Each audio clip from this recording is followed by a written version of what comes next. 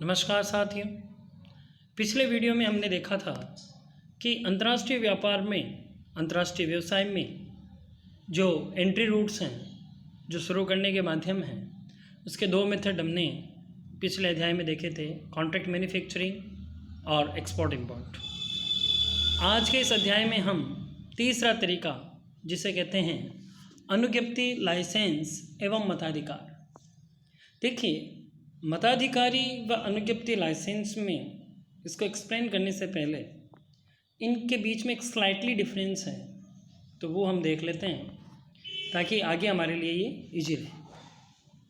तो अनुज्ञप्ति लाइसेंस में तो होता है वस्तुओं के लिए, और मताधिकारी जो शब्द है वो प्रयोग होता है सेवाओं के लिए। ध्यान रखिए, अगर वस्तुओं के उत्पादन, विपणन, विनिमय से संबंधित किसी भी तरह का कोई पेटेंट का यूज करने के लिए आपको अनुमति दी गई है, कोई ब्रांड नेम यूज करने के लिए आपको अनुमति दी गई है, कोई टेक्निक्स आपके साथ शेयर की गई है और उसके अगेंस्ट में आपसे फीस ली जा रही है, तो अगर वो प्रोडक्ट है, वो कोई वस्तु है, फिजिकल है, तब तो वो अनुज्ञप्ति लाइसेंस होगा। लेकिन यहीं अगर कोई सर्विस की बात हो, तब अगर किसी सर्विस को जो प्रोवाइडर है, वो सर्विस प्रोवाइडर अगर अपने ब्रांड नेम को, अपनी टेक्निक्स को, अपने तरीके को शेयर कर रहा है और उसके बदले वो फीस ले रहा है, तो वो चीज़ मताधिकारी कहलाएगी।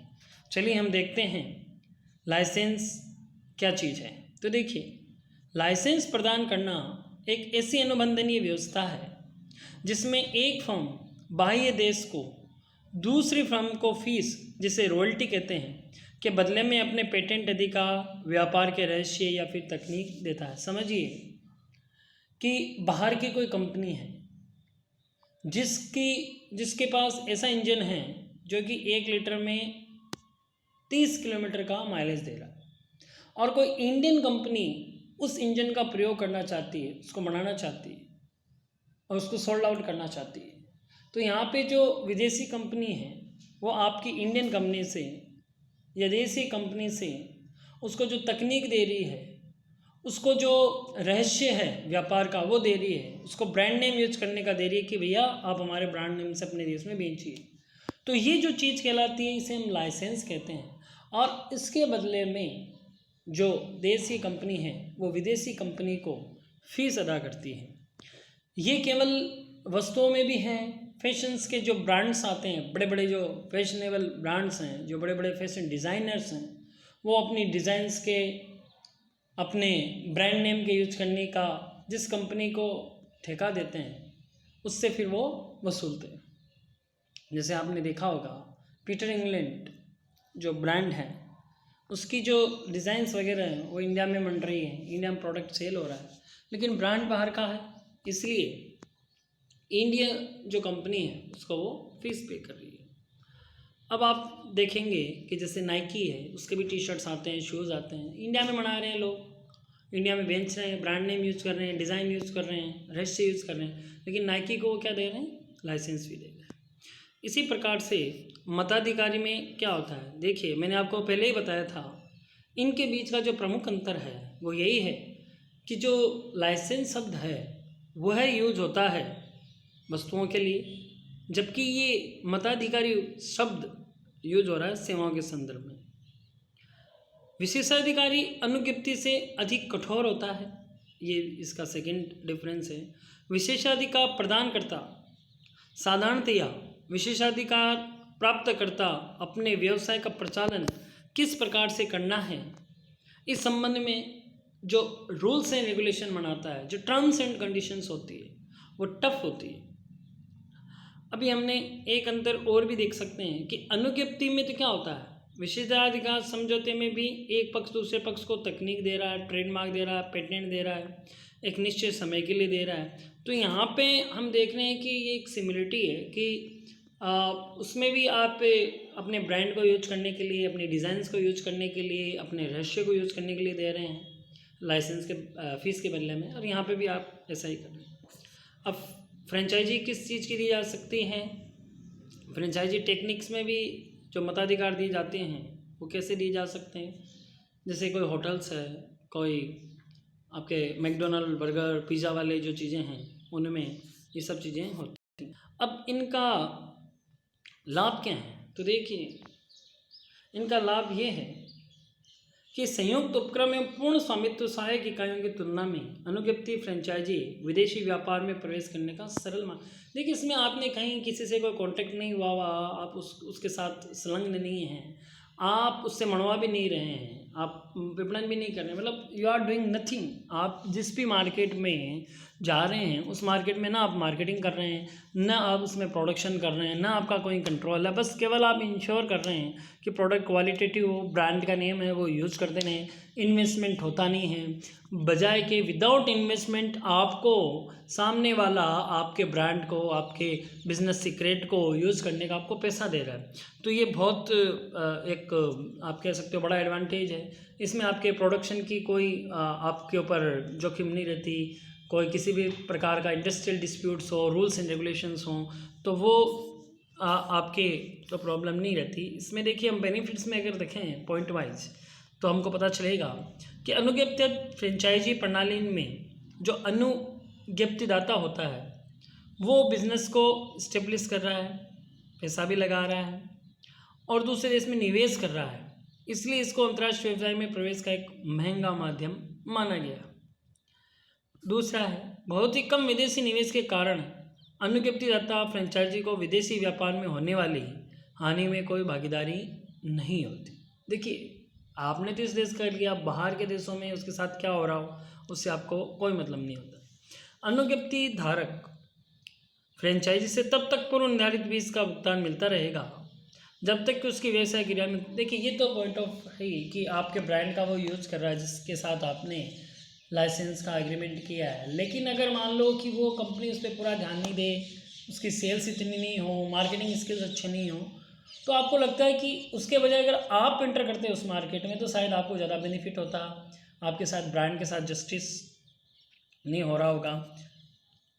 तो ये चीज़ें रहती है कि आपको उस पर कंट्रोल नहीं रहता। अब अगर हम उसके नुकसान में देखेंगे तो हमको ये पता चलेगा कि ये जो अनुज्ञप्तिधारी होते हैं ये क्या करते हैं कि अलग अलग ब्रांड्स को यूज करते हैं। केवल ऐसा नहीं कि केवल आप ही के ब्रांड को बेच रहे हैं, तो कई बार वो कंपटीटर के भी प्रोडक्ट बेच रहा होता है, तो उसके लिए ये प्रायोरिटी में नहीं रहती कि वो आपका प्रोडक्ट ही बेचे।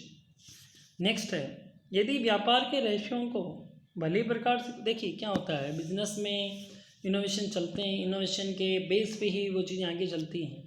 अब आप अपने सीक्रेट्स उसके साथ शेयर कर रहे हो और ये एग्रीमेंट भी होता है कि भैया आप इसको कहीं और यूज़ नहीं करोगे, लेकिन फिर भी क्या होता है, कई बार जिसको आपने लाइसेंस दिया है उसकी चूक के कारण आपके सीक्रेट लीक हो सकते हैं और आपको भविष्य में हानि उठानी पड़ सकती है।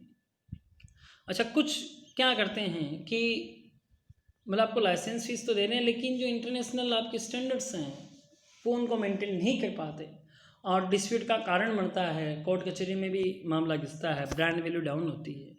तो ये सब चीज़ें हैं, तो कुछ प्लस हैं कुछ माइनस हैं, डिपेंड टू कंपनी कि वो कौन सा रूट चूज करें। पर एक बात ज़रूर है कि ये जो वे है फ्रेंचाइजी वाला, इसमें इन्वेस्टमेंट न के बराबर होता है, जो कि रिटर्न की पॉसिबिलिटी हमेशा रहती है। लेकिन नुकसान वाली बात ये होता है कि आपकी कंट्रोलिंग नहीं होती, आप अपने हिसाब से उसको मैनेज नहीं कर पाते, एक्सपेंशन के आपके प्लान्स इम्प्लीमेंट नहीं हो पाते, डिस्प्यूट की सिचुएशन बनी भी रहती है।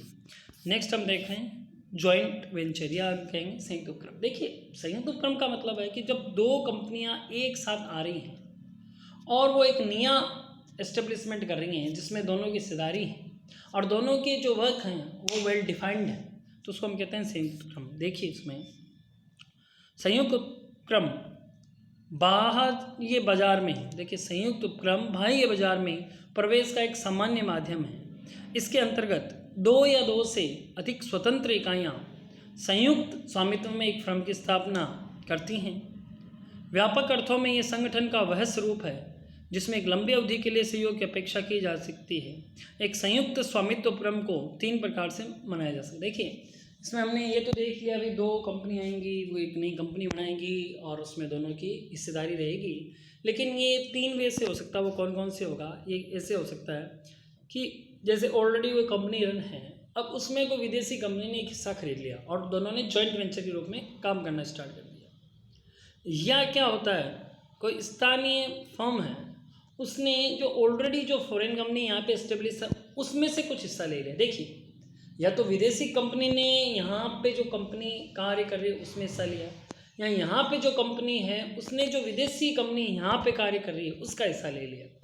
या क्या होता है कि दोनों मिलके एक नया उद्योग स्टार्ट करते हैं। देखिए, मैं आपको इसका एक बेहतरीन एग्जाम्पल देता हूँ कि hero was in cycle business, और उसको लगा कि हमको अब टू व्हीलर सेगमेंट में जो बाइक्स है, स्कूटर है, इनमें आना चाहिए, and Honda also looking the Indian market. तो दोनों ने मिलकर एक जॉइंट वेंचर बनाया जिसका नाम था हीरो होंडा। बहुत सक्सेसफुल रहा। लेटर ऑन दोनों अलग अलग भी हो गए, लेकिन इसी तरह बजाज ने कवासाकी के साथ मिलके स्टार्ट किया, मारुति ने सुजुकी के साथ मिलके स्टार्ट किया। तो ये सारे ही जो एग्जांपल्स हैं वो जॉइंट वेंचर के होते हैं। कई बार हम देखते हैं किसी प्रोडक्ट विशेष के लिए दो कंपनियां आ जाती हैं, साथ में नई कंपनी बना देती है। कई बार दोनों कंपनियां पूर्ण रूप से एक नई कंपनी बनाती है, कई साल से उनका कार्य चलता है। तो जब हम देखते हैं हीरो और होंडा में, तो उनके एग्रीमेंट में क्या हुआ, होंडा ने अपनी जो तकनीक थी वो भारत में लेके आए, जो प्रोडक्शन रिलेटेड जो प्रोडक्ट हैं जो इंडियन मार्केट के लिए सूटेबल हैं, तो वो किस से प्रोडक्ट सूटेबल रहेंगे इसकी रिसर्च हीरो ने की। लोकल मार्केट में जो डिस्ट्रीब्यूशन जो नेटवर्क है वो हीरो ने इस्टेब्लिश किया। लोकल मार्केट की जो जानकारी थी, कल्चर की जानकारी थी, वो हीरो की थी। लेकिन जो टेक्निकल नो हाउ था, जो प्रोडक्ट अपग्रेडेशन था, जो इंजन क्वालिटी थी, वो होंडा के पास थी। तो दोनों ने मिलकर एक बहुत सक्सेसफुली वेंचर चलाया। आज की तारीख में दोनों अलग अलग हैं, लेकिन फिर भी वो सक्सेसफुली अपना काम कर रहे हैं। तो अब इसके लाभ क्या होंगे? इसके लाभ ये होते हैं, इस प्रकार के उपक्रमों की समता पूंजी में स्थानीय साझी का भी योगदान होता है। देखिए, क्या होता है कि जो कि जॉइंट वेंचर है, लोकल कंपनी भी है, तो फॉरेन कंपनी को इतना पैसा नहीं लगाना पड़ता जितना कि उसको अगर अकेले वो स्टार्ट करती तो वो लगाना पड़ता। संयुक्त उपक्रमों के कारण, अच्छा, दो जने मिले हुए हैं तो उनकी जो कैपेसिटी एक्सपांशन होता है उसके लिए कभी भी उनको फंड ले की प्रॉब्लम नहीं आती, और अगर कोई बड़ा प्लान भी है तो भी वो लागू कर सकते हैं। विदेशी व्यवसाय इकाइयों को स्थानीय साझी के मेहमान देश की प्रतियोगी परिस्थितियां, संस्कृति, भाषा, राजनीति प्रणाली, देखिए यहाँ का क्या पॉलिटिकल सिस्टम है, यहाँ का कल्चरल क्या है, यहाँ की उपभोक्ता का जो परचेजिंग पावर है वो कैसा है, या कंज्यूमर बिहेवियर कैसा है, बिजनेस की टर्म्स एंड कंडीशन क्या, इसकी जो जानकारी है वो जो आपका लोकल पार्टनर होता है वो आपको दे देता है। आपको कहीं और जाने की ज़रूरत नहीं होती। और कई मामलों में हम देखते हैं कि विदेशी व्यापार में जब हम एंटर करते हैं या कोई विदेशी कंपनी इंडिया में एंटर हो रही है तो बहुत खर्चीला होता है, लेकिन जब जॉइंट वेंचर के माध्यम से होता है तो उसमें आपके खर्च में भी कटौती होती है। देखिए, जहाँ फ़ायदे हैं वहाँ नुकसान भी हैं। तो अब हम इसकी सीमाओं का एक जिक्र करते हैं, सीमाएं भी हम इसकी देखते हैं।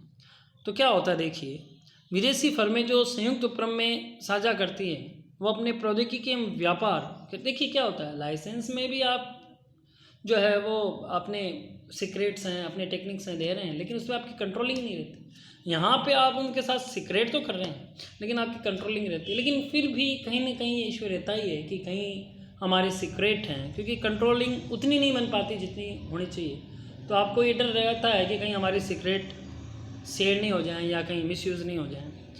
और एक प्रॉब्लम जो सबसे बड़ी आती है कि जब दोनों की स्वामित्वता रहती है, दोनों का ही एक मेजर स्टेक रहता है, तो दोनों में कई बार कई बिंदुओं पे सहमति नहीं बन पाती, और वो कंपनियों के लिए, वो जो जेवी है उसके लिए नुकसानदायक साबित होती है, क्योंकि डिसीज़न ले नहीं पाते, लोग अड़ जाते हैं, और उस कारण से कई बार प्रतियोगी जो कंपनियां हैं वो आगे चली जाती हैं। तो आज हमने देखा है आज हमने इंटरनेशनल मार्केट में प्रवेश के तरीके देखे। एक था आपका लाइसेंस व मताधिकारी। मैंने पहले भी क्लियर किया, लाइसेंस जो शब्द है वो यूज़ होता है वस्तुओं के संदर्भ में, जबकि मताधिकारी जो शब्द है वो यूज़ होता है आपका सेवाओं के संदर्भ में। दोनों में ही आप क्या करते हो, आप अपने पेटेंट्स, आप अपने ब्रांड नेम, आप अपनी डिज़ाइंस, आप अपने सीक्रेट्स शेयर करते हो, और उसके बदले में आप उससे फीस चार्ज करते हो।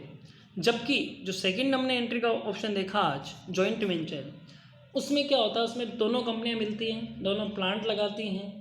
एक कंपनी के पास जो उसके एडवांटेज होती हैं और दूसरी जो लोकल कंपनीज उसके पास जो एडवांटेज होते हैं, दोनों अपने एडवांटेज से विन विन सिचुएशन क्रिएट करते हैं, जीत की संभावनाएं तलाशते हैं। इसमें आपका इन्वेस्टमेंट भी कम होता है, कंट्रोलिंग भी रहती है, एक्सपांसन प्लान भी आप कर सकते हो, खर्चीला भी नहीं होता। लेकिन इसी के साथ इसके जो नुकसान है वो भी हमने देखे कि कई बार क्या होता है कि आप दोनों के मत नहीं मिल पाते हैं, आपके सीक्रेट्स भी लीक हो जाते हैं। तो आज हमने देखा बेटा 2 चीज़ें, आशा आप इनको पढ़ोगे उससे लाभान्वित होंगे। कोरोना काल चल रहा है, अपना ध्यान रखें। गाइडलाइंस तो आप सब जानते ही हैं, दोहराने की ज़रूरत नहीं, उनको आप फॉलो करें।